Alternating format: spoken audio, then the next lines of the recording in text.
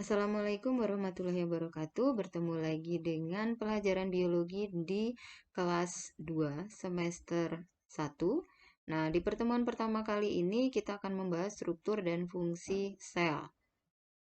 Oke, kita akan bahas dulu pengertian dari sel. Sel merupakan unit struktural dan fungsional terkecil dari makhluk hidup. Nah, struktural itu artinya dia sebagai penyusun untuk makhluk hidup yang multiseluler. Saya contohkan misalkan manusia punya rambut.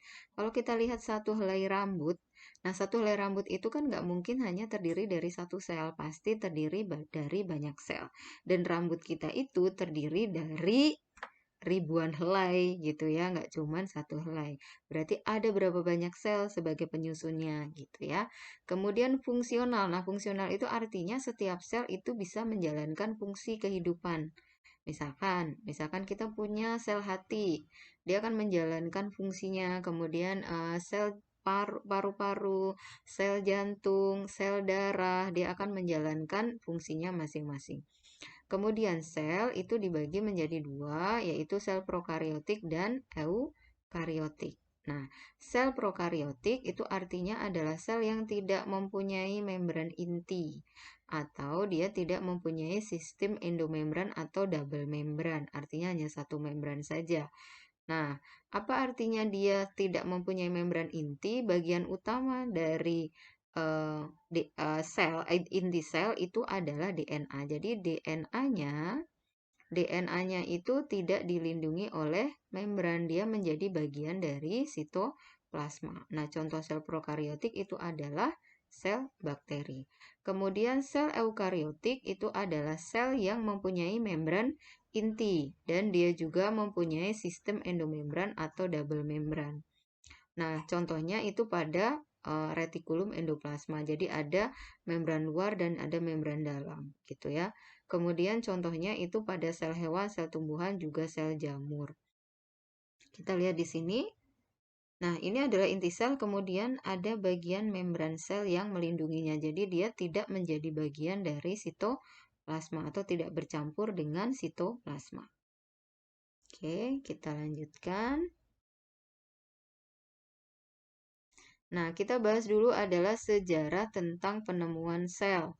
Sel pertama kali itu ditemukan oleh si Robert Hooke.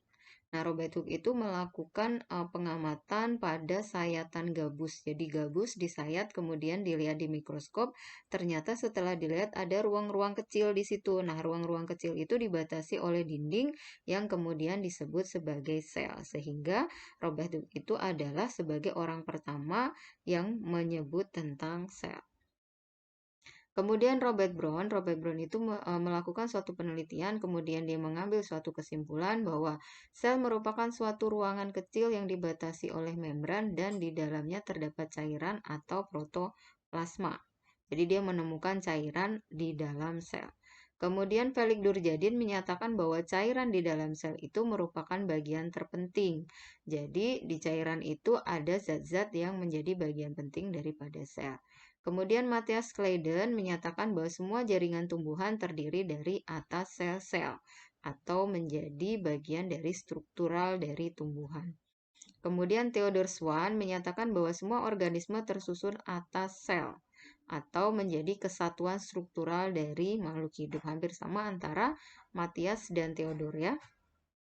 Kemudian Rudolf Virchow mengatakan bahwa sel berasal dari sel sebelumnya atau disebut dengan omniselula e-selula.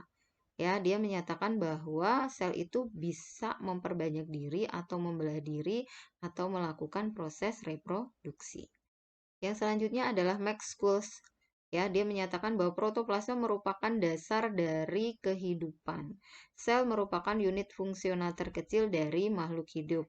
Ya, seperti jadi kalau kita ambil kesimpulan dari sejarah penemuan sel ini diambil kesimpulan pengertian sel bahwa sel itu merupakan unit struktural dan fungsional dari kehidupan.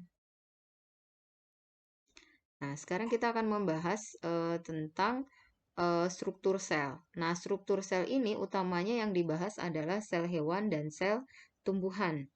ya. Jadi tidak membahas sel-sel yang lain karena itu sudah dibahas di kelas 10 ya. Ada sel bakteri, ada sel fungi, ya kan itu menjadi bagian dari itu.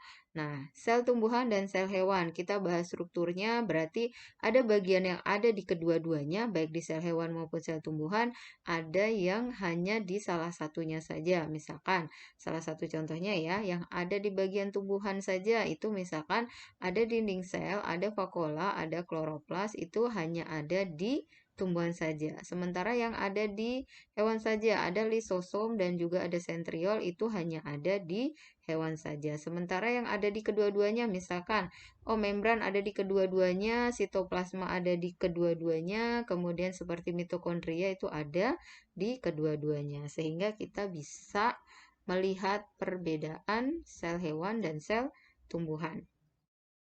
Kita lihat dari bawah ya. Nah, plastida, vakuola, dan dinding sel itu hanya ada di tumbuhan. Lisosom dan sentriol itu hanya ada di sel hewan.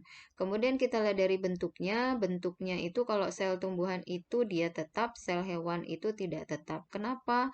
Sel tumbuhan tetap karena sel tumbuhan itu dia mempunyai dinding sel sehingga bentuknya tetap.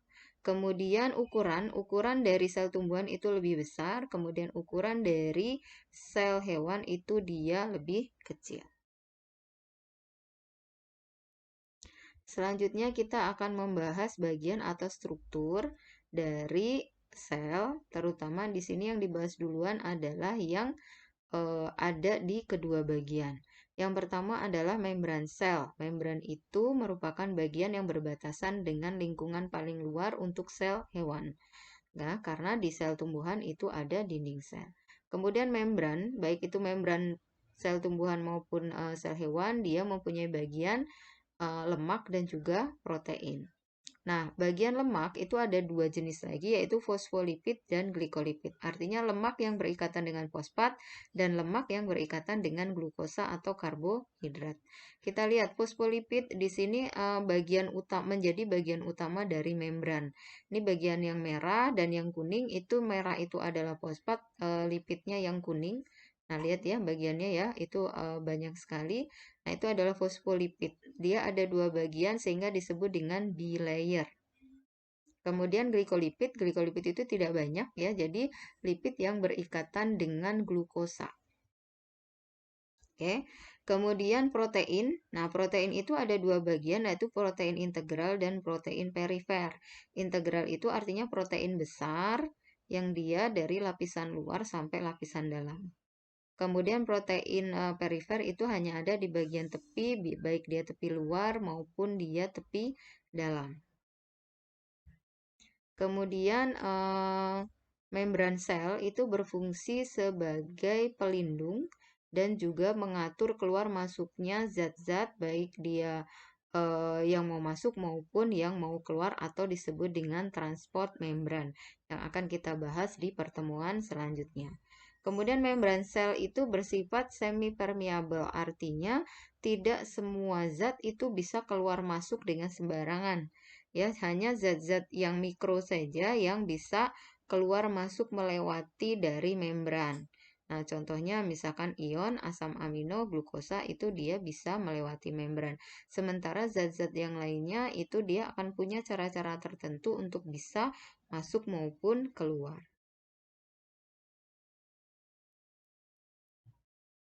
Bagian sel yang kedua yang akan kita bahas adalah nukleus atau inti sel. Ya, nukleus atau inti sel itu mempunyai bagian-bagian membran. Dia ada dua membran, membran luar dan membran dalam. Membran luar itu berikatan atau bergabung dengan berhubungan dengan organel retikulum endoplasma yang nanti akan kita bahas ya. Kemudian ada cairan di dalam inti sel itu disebut dengan nukleoplasma. Di dalamnya itu ada air, ada ion, ada enzim yang untuk proses metabolismenya. Kemudian ada kromosom. Kromosom itu merupakan DNA. Jadi dia gabungan atau penyatuan dari DNA, kemudian dia akan membentuk bentukan seperti kupu-kupu. Nah, nanti itu kita akan bahas di kelas 3. ya. Jadi di dalam DNA itu ada RNA. Nah, RNA itu nantinya dia akan berfungsi dalam sintesis protein, itu juga akan kita bahas di kelas 3. Nah, DNA itu berfungsi untuk pewarisan sifat. Itu juga akan kita bahas di kelas 3. Oke, jadi kalian ini hanya membahas kulitnya dulu, belum membahas dalamnya ya. Jadi baru membahas kulitnya, jadi kalian harus hafalin dulu fungsi-fungsi utamanya. Sehingga inti sel itu berfungsi untuk pengendali seluruh kegiatan sel, mengatur pembelahan sel, dan juga membawa informasi genetik atau sebagai pewarisan sifat. Kemudian yang ketiga itu adalah sitoplasma. Sitoplasma itu adalah cairan yang ada di dalam sel, disebut dengan sitosol. Kemudian di dalam sitosol itu selain ada air, dia juga ada zat-zat lainnya. Ya, ada asam amino, glukosa, lemak, karbohidrat, dan lain-lainnya. Sitoplasma itu berfungsi sebagai tempat penyimpanan zat kimia dan juga tempat berlangsungnya reaksi metabolisme. Nah, di dalam sitoplasma itu terdapat padatan-padatan. Nah, padatan-padatan itu disebut sebagai organel. Ya, nah organel itu ya kita akan bahas organel nih sekarang ya. Nah, organel itu macam-macamnya. Yang pertama adalah mitokondria. Nah, ini salah ya.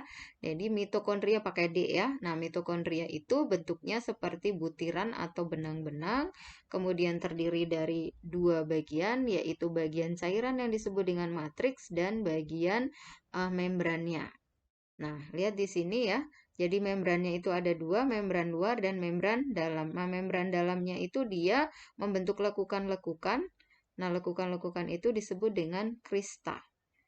Nah, fungsi dari mitokondria itu tempat terjadinya reaksi respirasi untuk menghasilkan energi. Nah, bagaimana caranya menghasilkan energi itu juga akan dibahas di kelas 3.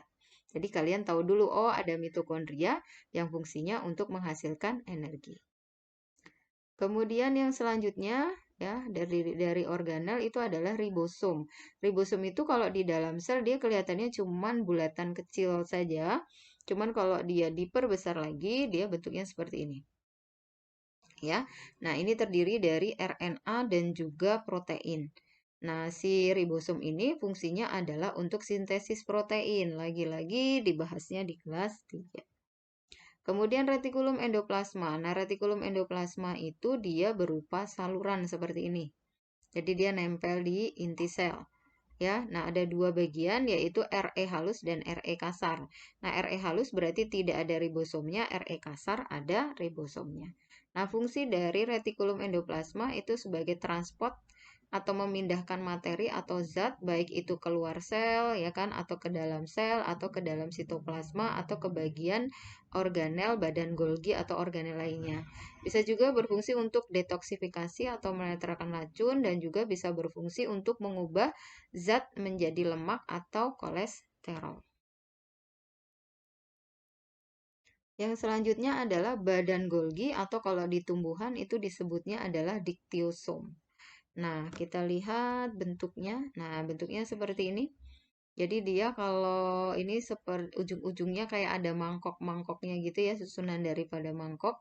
Nah, fungsinya adalah membentuk glikoprotein dan glikolipid yang merupakan bahan utama dari membran sel. Kemudian menjadi organel sekretori, ya, sekresi. Sekresi itu artinya dia menghasilkan zat yang masih dibutuhkan oleh tubuh. Contohnya itu adalah enzim dan hormon. Nah, pembahasan enzim dan hormon itu nanti di bab selanjutnya, oh ada enzim-enzim dalam pencernaan, ada hormon-hormon dalam tubuh kita, itu juga akan dibahas di bab-bab selanjutnya. Kemudian pada tumbuhan berfungsi untuk membentuk dinding sel. Ya, kemudian pada hewan berfungsi untuk membentuk lisosom. Dihafalkan fungsinya ya. Kemudian peroksisom itu berbentuk butiran halus berisi enzim katalase yang berfungsi untuk menguraikan peroksida H2O2 menjadi oksigen dan air. Jadi peroksida ini dia akan mengganggu proses metabolisme sehingga harus dipecah menjadi oksigen dan air. Kemudian organel yang selanjutnya adalah mikrotubulus dan mikrofilamen. Ya, mikrotubulus tubulus itu artinya tabung, tabung yang kecil atau mikro yang terdiri atas protein berfungsi untuk menyusun sentriol, flagella dan ciliata. Flagel itu pada protista ya, untuk alat gerak pada protista ya, flagella dan cilia. Sentriol itu nanti kita akan bahas di setelah ini ya. Kemudian mikrofilamen itu dia berbentuk benang halus ya. Filamen itu benang, mikro itu kecil atau halus.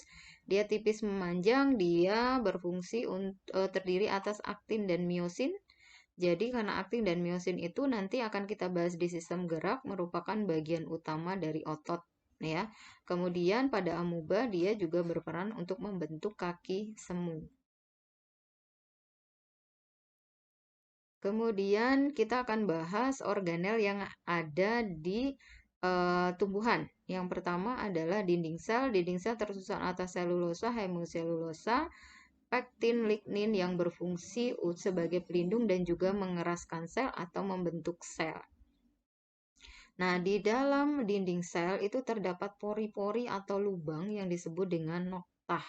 Nah, noktah ini fungsinya adalah untuk penjuluran dari sitoplasma, sehingga antara sel satu dengan sel lainnya itu dia tetap masih bisa berhubungan. Jadi dia ada lubang, kemudian tempat penjuluran dari membrannya, kemudian sitoplasma atau cairan atau zat itu bisa saling bertukar. Ya, sekarang kita bahas fungsinya nih. Fungsi dari dinding sel itu memberi bentuk tetap pada sel, melindungi bagian dalam sel, dia bersama vakuola menjaga turgiditas atau kekakuan sel atau bentuk sel. Nah, di sini tadi sudah disebutkan ya, plasmodesmata itu fungsinya adalah untuk menghubungkan sel satu dengan sel lainnya. Jadi di dalam noktah ada plasmodesmata. Kemudian plastida. Nah, plastida itu berdasarkan pigmennya dibagi menjadi 3. Ya, ada kloroplas. Nah, biasanya kita lebih kenal dengan istilah kloroplas ya, karena dia berwarna hijau, ada di dalam daun, dan fungsinya untuk fotosintesis. Kemudian leukoplas itu dia tidak berwarna karena dia ada di dalam tanaman, bagian biji-bijian paling banyak karena fungsinya untuk menyimpan cadangan makanan. Kemudian kromoplas itu adalah pigmen lain selain warna hijau, biasanya dia ada pada buah-buahan ya, seperti wortel dan tomat. Jadi fungsi plastida, kalau kloroplas itu untuk fotosintesis, leukoplas untuk cadangan makanan, kloroplas itu memberikan warna pada buah-buahan. Kemudian vakuola. Vakuola itu dibatasi oleh membran yang disebut dengan tonoplas. Fungsi utama dari vakuola adalah menyimpan cadangan makanan.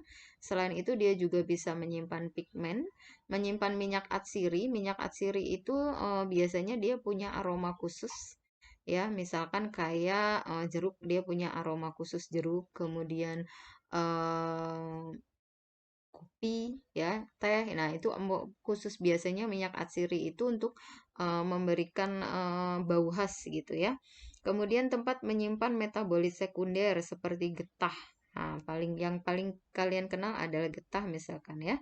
Kemudian bersama dengan dinding sel itu menjaga turgiditas atau kekakuan sel atau bentuk sel. Nah, sekarang kita akan bahas struktur atau bagian yang ada di hewan saja. Yang pertama adalah lisosom. Lisosom adalah membran berbentuk kantong kecil yang berisi enzim hidrolitik. Nah, lisosom ini berfungsi untuk mencerna atau menghancurkan benda asing yang masuk ke dalam tubuh. Nantinya dia akan banyak di sel darah putih, ya. Yang selanjutnya adalah sentriol atau sentrosom. Nah, ini mempunyai fungsi utama adalah untuk membantu pembelahan sel, terutama nanti membentuk benang spindle. Nah, bingung ya benang spindle apa? Nah, kita akan bahas lagi pembelahan sel itu nanti di kelas 3. Oke, jadi kalian ini baru mengenal nama dan fungsinya saja, belum mendetail sampai kepada cara kerjanya, karena semua bagian ini nanti akan dibahas di kelas 3. Oke ya, jadi ini materinya agak lumayan banyak, jadi tolong dibaca kembali. Oke. tetap semangat belajar meskipun dalam masa pandemi, tetap taati protokol kesehatan ya, dengan memakai masker, menjaga jarak, dan juga mencuci tangan supaya kita terhindar dari virus COVID-19. Oke, jaga selalu kesehatan. Terima kasih. Wassalamualaikum warahmatullahi wabarakatuh.